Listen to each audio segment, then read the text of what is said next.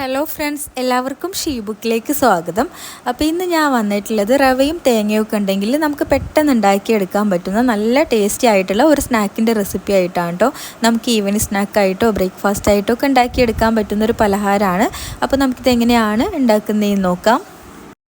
ഇതിനായിട്ടൊരു PAN സ്റ്റൗവിൽ വെച്ചിട്ടുണ്ട്. ഇതിലേക്ക് നമുക്ക് 1 ഗ്ലാസ് വെള്ളം ഒഴിച്ചു കൊടുക്കാം. ഞാനിവിടെ 1 ഗ്ലാസ് റവയാണ് എടുക്കുന്നത്. അപ്പോൾ ആ അളവിൽ 1 ഗ്ലാസ് വെള്ളം ഒഴിച്ചു കൊടുക്കാം. ഇത് തിളച്ച് വരുമ്പോൾ ഇതിലേക്ക് ആവശ്യത്തിനുള്ള ഉപ്പ് ചേർത്ത് കൊടുക്കാം. ഇനി നമുക്ക് റവ ചേർത്ത് കൊടുക്കാം. എത്രയാണോ റവ എടുത്തത് അതിൻ്റെ 1 ഗ്ലാസ് വെള്ളമാണ് എടുത്തിട്ടുണ്ടായിരുന്നത്. അപ്പോൾ ഒരേ അളവിലാണ് കേട്ടോ റവയും വെള്ളവും എടുക്കേണ്ടത്.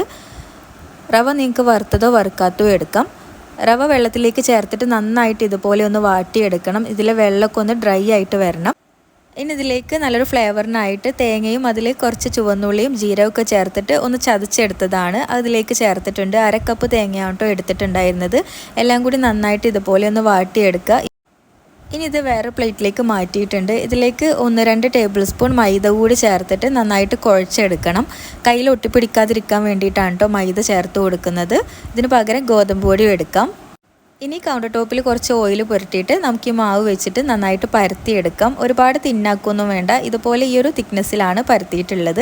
നമ്മൾ റവ വെച്ചിട്ടുള്ള പത്തിരിയാണ് കേട്ടോ റെഡിയാക്കി എടുക്കുന്നത്. അപ്പോൾ ഇതുപോലെ എന്തെങ്കിലും ബോട്ടിലിൻ്റെ ലിഡ് വെച്ചിട്ട് നമുക്ക് റൗണ്ട് ഷേപ്പിൽ കട്ട് ചെയ്തെടുക്കാം. അപ്പോൾ നമ്മൾ ഇതുപോലെ പരത്തിയിട്ട് ഇങ്ങനെ കട്ട് ചെയ്തെടുക്കുകയാണ് ചെയ്യുന്നത്. ഞാനിവിടെ ചെറിയ ലിഡാണ് കേട്ടോ എടുത്തിട്ടുള്ളത്. നിങ്ങൾക്ക് വേണമെങ്കിൽ കുറച്ചുകൂടി വലുതെടുക്കാം. അപ്പോൾ കട്ട് ചെയ്തതിന് ശേഷം ഇതിൻ്റെ സൈഡിലുള്ള മാവൊക്കെ മാറ്റിയാൽ നമുക്കിതുപോലെ ഓരോന്നും എടുക്കാൻ പറ്റും. ഇനി ഇത് നല്ല തിളച്ച എണ്ണയിലേക്ക് ഇട്ടിട്ട് ഫ്രൈ ചെയ്തെടുക്കാം. അപ്പോൾ എണ്ണ നന്നായിട്ട് ചൂടാക്കി എടുത്തിട്ട് ഓരോന്നും അതിലേക്ക് ഇട്ട് കൊടുക്കാം. എന്നിട്ട് ഇതിൻ്റെ മുകളിലേക്ക് ഇങ്ങനെ എണ്ണ തൂവി കൊടുക്കുകയാണെങ്കിൽ ഇത് നന്നായിട്ട് പൊങ്ങി വരും കേട്ടോ. കുറച്ച് സമയം ഒന്ന് വെയിറ്റ് ചെയ്യുമ്പോൾ ഇത് നല്ല പോലെ പൊങ്ങി വരും.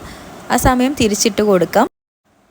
അപ്പോൾ നല്ലപോലെ പൊങ്ങിയിട്ട് നല്ല ക്രിസ്പി ആയിട്ട് വരുന്ന സമയത്ത് നമുക്ക് എണ്ണയിൽ നിന്ന് മാറ്റാം. അപ്പോൾ ഇതാ ഇത്രേ ഉള്ളൂ. റവ വെച്ചിട്ടുള്ള നമ്മുടെ നെയ്പത്തിരി ഇവിടെ റെഡി ആയിട്ടുണ്ട്. വളരെ പെട്ടെന്ന് ഉണ്ടാക്കിയെടുക്കാൻ പറ്റുന്നതാണ് കേട്ടോ. നമ്മൾ അരിപ്പൊടിയൊക്കെ വെച്ച് ചെയ്യുന്നതിനേക്കാളും നല്ല ടേസ്റ്റാണ്, നല്ല സോഫ്റ്റുമാണ് ഈ ഒരു രീതിയിൽ ഉണ്ടാക്കിയെടുക്കുകയാണെങ്കിൽ. അപ്പോൾ നിങ്ങൾക്ക് ഇഷ്ടമായിട്ടുണ്ടെങ്കിൽ ട്രൈ ചെയ്ത് നോക്കുക. നമുക്ക് ഈവനിങ് സ്നാക്കായിട്ടൊക്കെ ഉണ്ടാക്കിയെടുക്കാൻ പറ്റുന്ന ടേസ്റ്റി ആയിട്ടുള്ളൊരു പലഹാരമാണ്. അപ്പോൾ ട്രൈ ചെയ്ത് നോക്കിയിട്ട് അഭിപ്രായങ്ങളൊക്കെ അറിയിക്കുക. താങ്ക്